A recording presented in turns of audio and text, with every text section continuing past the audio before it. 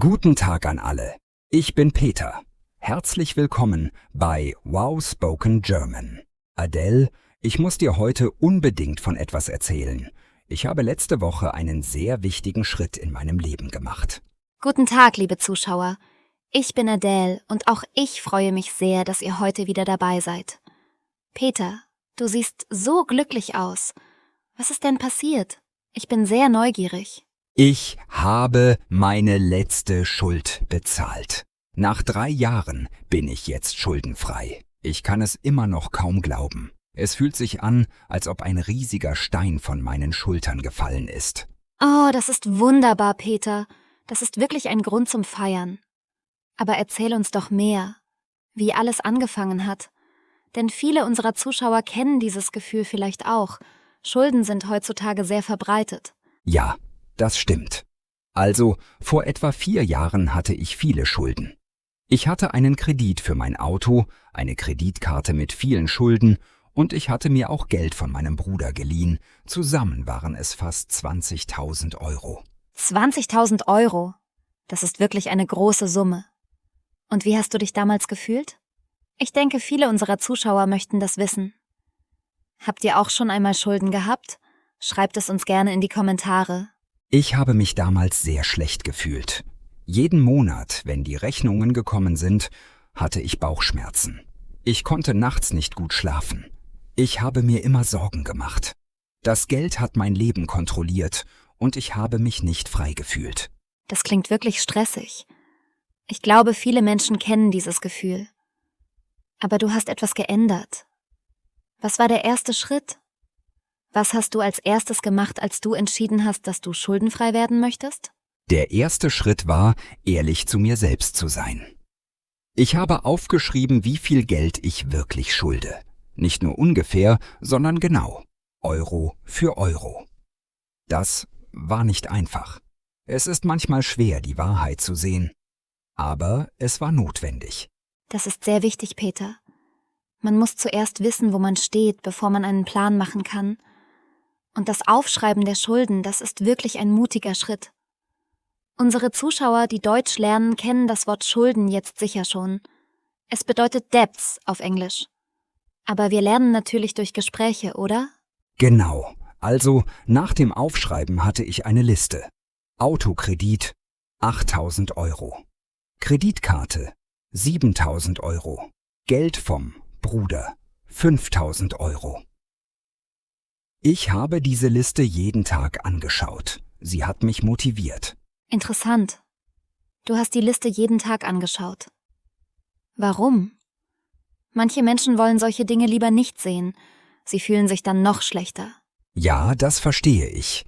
Aber für mich war es anders. Wenn ich die Liste gesehen habe, habe ich gedacht, ich will diese Zahlen kleiner machen. Es war wie ein Spiel. Jeden Monat, wenn ich etwas bezahlt habe, habe ich die neue kleinere Zahl aufgeschrieben. Das hat mir Motivation gegeben. Das ist eine sehr clevere Methode. Und hast du dann auch ein Budget gemacht? Also einen Plan, wie du dein Geld ausgibst? Ja, das war der zweite Schritt. Ich habe ein Budget gemacht. Ich habe aufgeschrieben, wie viel Geld ich jeden Monat verdiene und dann habe ich aufgeschrieben, wie viel ich ausgebe. Miete, Essen, Transport, Strom, Internet, alles. Und dann habe ich geschaut, was ist wirklich notwendig und was kann ich weglassen. Und was hast du weggelassen? Das ist sicher die schwierige Frage. Unsere Zuschauer möchten sicher wissen, welche Opfer du gebracht hast. Was denkt ihr?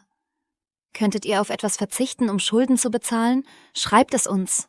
Ich habe viel weggelassen. Kein Restaurant mehr, außer vielleicht einmal im Monat zu einem besonderen Anlass. Ich habe mein Abonnement für das Fitnessstudio gekündigt und bin stattdessen draußen gelaufen. Ich habe keine neuen Kleider gekauft, kein Kino, kein Streamingdienst. Also, ich habe einen behalten, weil das wirklich wichtig für mich war. Einen Streamingdienst hast du behalten. Das ist menschlich, Peter. Man kann nicht alles aufgeben. Und ich denke, das ist auch wichtig. Wenn man zu streng mit sich selbst ist, gibt man irgendwann auf. Man muss auch manchmal eine kleine Freude haben. Genau das hat mir mein Freund Stefan auch gesagt. Er hat mir sehr geholfen. Er hat früher auch Schulden gehabt und war dann schuldenfrei geworden. Er hat mir seine Erfahrungen erzählt und das hat mir sehr geholfen. Oh, erzähl uns mehr über Stefan. Es ist so wichtig, Menschen zu haben, die uns helfen. Hast du mit ihm regelmäßig gesprochen? Ja, wir haben uns jeden Monat getroffen und über meine Fortschritte gesprochen. Er hat mich nicht verurteilt. Er hat einfach zugehört und manchmal einen guten Rat gegeben. Das war sehr wertvoll. Ich glaube, wenn man Schulden hat, sollte man mit jemandem sprechen. Mit einem Freund, einem Familienmitglied oder sogar mit einem Experten. Das ist ein sehr guter Punkt. Schulden können sich sehr einsam anfühlen. Man denkt, man ist der einzige Mensch mit diesem Problem. Aber das stimmt nicht. Viele Menschen haben Schulden. Es ist wichtig, darüber zu sprechen. Und liebe Zuschauer, wenn ihr jemanden habt, dem ihr vertraut und ihr habt finanzielle Sorgen, dann sprecht mit dieser Person. Das kann wirklich helfen. Ja, absolut. Und dann gibt es natürlich auch die Frage, wie bezahlt man die Schulden am besten? Es gibt verschiedene Methoden. Stefan hat mir 2 Methoden erklärt. Oh, das klingt interessant. Welche 2 Methoden hat er dir erklärt? Ich denke, das ist sehr praktisch für unsere Zuschauer. Die erste Methode heißt Schneeballmethode. Das klingt lustig, oder? Bei dieser Methode bezahlt man zuerst die kleinste Schuld, also die Schuld mit dem kleinsten Betrag. Wenn diese Schuld bezahlt ist, hat man das Gefühl eines Erfolges. Dann nimmt man das Geld, das man vorher für diese Schuld bezahlt hat, und bezahlt damit die nächste Schuld. Und so weiter. Ah, wie eine Schneekugel, die immer größer wird. Man startet klein und wird immer stärker. Das macht psychologisch Sinn. Wenn man einen Erfolg hat, möchte man weitermachen. Und die zweite Methode? Die zweite Methode heißt Lawinenmethode. Bei dieser Methode bezahlt man zuerst die Schuld mit dem höchsten Zinssatz, also die teuerste Schuld. Das spart am meisten Geld insgesamt, aber es dauert manchmal länger, bis man den ersten Erfolg sieht. Interessant.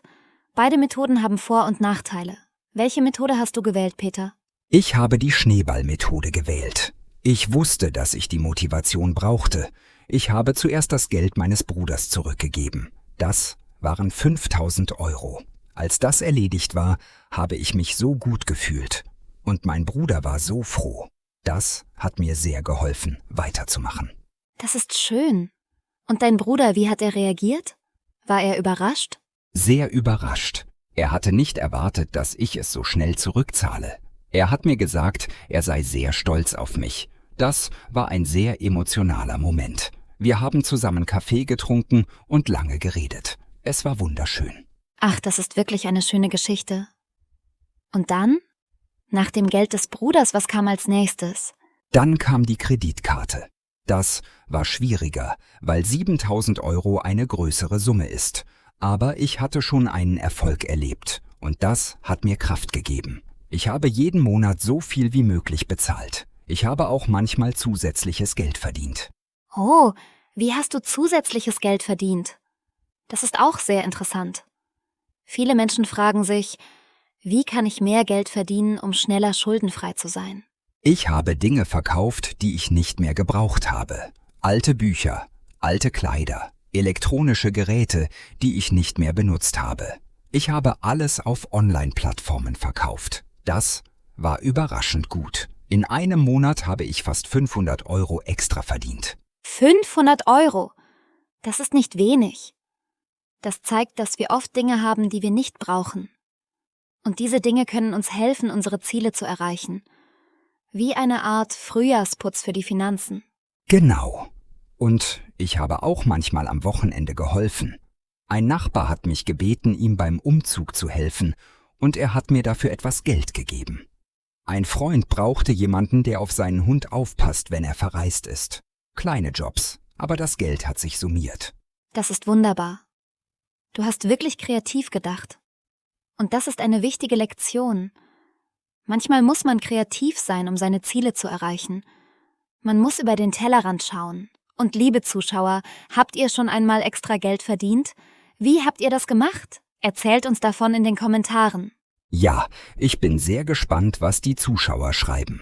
Also, nach der Kreditkarte kam dann der Autokredit. 8.000 €. Das war die größte Schuld. Ich habe lange gebraucht, aber ich habe nicht aufgehört. Und wie lange hat alles zusammen gedauert, von Anfang bis Ende? 3 Jahre und 2 Monate. Es war ein langer Weg. Aber es hat sich absolut gelohnt. Jeden Monat habe ich auf meine Liste geschaut und die neuen Zahlen aufgeschrieben. Die Zahlen wurden kleiner und kleiner. Und dann, letzte Woche, habe ich die letzte Zahlung für das Auto gemacht. Und die Zahl war 0. 0.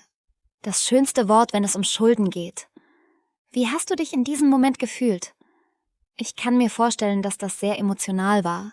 Es war unbeschreiblich. Ich habe am Computer gesessen, die letzte Zahlung bestätigt und dann habe ich die Seite angeschaut. Offener Betrag 0,00 Euro. Ich habe wirklich geweint. Gute Tränen natürlich. Tränen der Erleichterung und der Freude.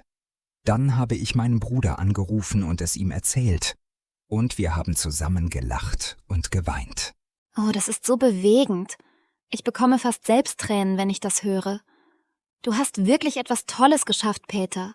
Und das zeigt uns allen, es ist möglich. Egal wie groß die Schulden sind, man kann schuldenfrei werden. Ja, das ist die wichtigste Botschaft. Es ist nicht einfach. Es braucht Zeit. Es braucht Disziplin. Manchmal muss man auf Dinge verzichten, die einem Spaß machen. Aber am Ende ist das Gefühl der Freiheit so schön, dass es jeden Verzicht wert ist. Und hast du jetzt Pläne für die Zukunft? Jetzt, wo du schuldenfrei bist, was machst du mit deinem Geld? Ja, das ist das Schönste. Jetzt, wo ich keine Schulden mehr habe, kann ich anfangen zu sparen. Ich möchte einen Notfallfonds aufbauen. Das ist Geld, das ich für unerwartete Ausgaben beiseite lege. Zum Beispiel, wenn das Auto kaputt geht oder wenn ich krank werde und nicht arbeiten kann. Ein Notfallfonds ist so wichtig. Viele Menschen denken nicht daran, aber das ist wirklich eine der wichtigsten Dinge, die man tun kann. Wie viel möchtest du sparen? Experten empfehlen 3 bis 6 Monatsgehälter als Notfallfonds zu haben. Das ist mein Ziel. Es wird wieder Zeit brauchen, aber jetzt fühlt sich das Sparen viel besser an als das Schuldenbezahlen, weil ich jetzt für mich selbst spare, nicht für jemand anderen. Das ist ein sehr schöner Gedanke. Du sparst jetzt für deine eigene Zukunft. Und was ist noch dein Traum? Gibt es etwas Bestimmtes, das du dir wünschst? Ja, ich träume davon, eines Tages eine kleine Reise zu machen. Vielleicht nach Portugal oder nach Griechenland. Ich war in den letzten 3 Jahren nie in Urlaub, weil ich alles Geld für die Schulden gebraucht habe. Jetzt möchte ich das Leben auch ein bisschen genießen. Du verdienst das wirklich, Peter. Nach 3 Jahren harter Arbeit und Disziplin ist eine Reise eine wunderbare Belohnung. Ich bin schon gespannt, welche Fotos du mitbringst. Ha, ich verspreche, viele Fotos zu machen. Aber zuerst der Notfallfonds. Sicherheit kommt vor Genuss.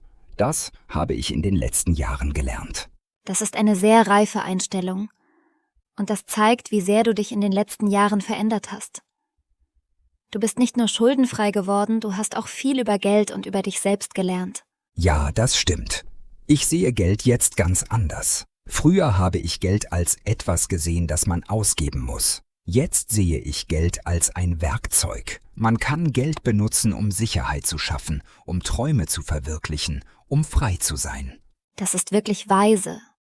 Geld als Werkzeug, nicht als Ziel. Und liebe Zuschauer, was denkt ihr darüber? Wie seht ihr Geld? Schreibt uns eure Gedanken in die Kommentare. Wir lesen wirklich alles, was ihr schreibt. Ja, eure Kommentare sind uns sehr wichtig. Und wenn ihr auch Schulden habt oder hattet, teilt bitte eure Geschichte. Ihr helft damit anderen Menschen, die sich vielleicht allein fühlen. Keine Geschichte ist zu klein oder zu groß. Absolut. Und wenn ihr heute etwas auf Deutsch gelernt habt, das ihr vorher nicht wusstet, schreibt es uns auch. Vielleicht das Wort schuldenfrei oder Notfallfonds oder Schneeballmethode. Wir helfen euch gerne mit dem Deutschen. Und vergesst nicht, das Deutschlernen ist auch wie das Schuldenbezahlen. Man macht jeden Tag einen kleinen Schritt. Manchmal ist es schwer, manchmal macht man Fehler. Aber wenn man nicht aufhört, kommt man ans Ziel. Oh, das ist ein wunderbarer Vergleich. Ich liebe das. Deutschlernen und Schulden bezahlen, beides braucht Geduld, Disziplin und die Bereitschaft, Fehler zu machen. Und beides bringt am Ende eine große Freiheit. Genau. Und wenn ihr Fragen habt, zum Beispiel über die Schneeballmethode oder die Lawinenmethode oder über das Budget machen, dann schreibt sie in die Kommentare. Wir versuchen auf so viele Fragen wie möglich zu antworten. Ja, wir freuen uns immer über eure Fragen und Kommentare. Und wenn ihr Wow Spoken German noch nicht abonniert habt, dann tut das jetzt. Drückt den roten Knopf und wenn euch diese Episode gefallen hat, gebt uns einen Daumen hoch, das hilft uns sehr. Und erzählt euren Freunden von diesem Kanal. Wenn ihr Freunde habt, die Deutsch lernen möchten, schickt ihnen den Link zu Wow Spoken German. Je mehr wir sind, desto mehr Spaß machen die Gespräche. Peter, bevor wir aufhören, möchte ich noch eine letzte Frage stellen. Wenn du jemandem, der gerade mit Schulden kämpft, einen einzigen Rat geben könntest, was wäre das? Einen einzigen Rat. Ich würde sagen, fang heute an. Nicht morgen, nicht nächste Woche, heute. Auch wenn du nur eine kleine Sache machst, schreib deine Schulden auf. Mach einen ersten kleinen Plan. Jeder lange Weg beginnt mit einem einzigen Schritt. Und dieser erste Schritt ist der wichtigste. Wunderschön gesagt, Peter. Fang heute an. Das gilt übrigens auch für das Deutschlernen. Fangt heute an, wenn ihr noch nicht angefangen habt. Und wenn ihr schon Deutsch lernt, dann macht weiter. Ihr seid auf dem richtigen Weg. Genau. Und wir bei Wow Spoken German sind immer hier, um euch zu helfen. Mit unseren Gesprächen könnt ihr Deutsch auf natürliche Weise lernen. Hört zu, wiederholt, versteht. Und mit der Zeit wird Deutsch leichter und leichter. Es war wieder so schön, mit euch und mit dir, Peter, zu sprechen. Herzlichen Glückwunsch nochmal zu deiner großen Leistung. Schuldenfrei sein ist wirklich etwas Wunderbares. Danke, Adele. Und danke an alle, die zugehört haben. Ihr seid großartig. Wir sehen uns in der nächsten Episode von Wow Spoken German. Bis dann, liebe Zuschauer. Bleibt fleißig, bleibt neugierig und bleibt dran bei Wow Spoken German. Auf Wiedersehen. Auf Wiedersehen und viel Erfolg beim Deutschlernen. Tschüss.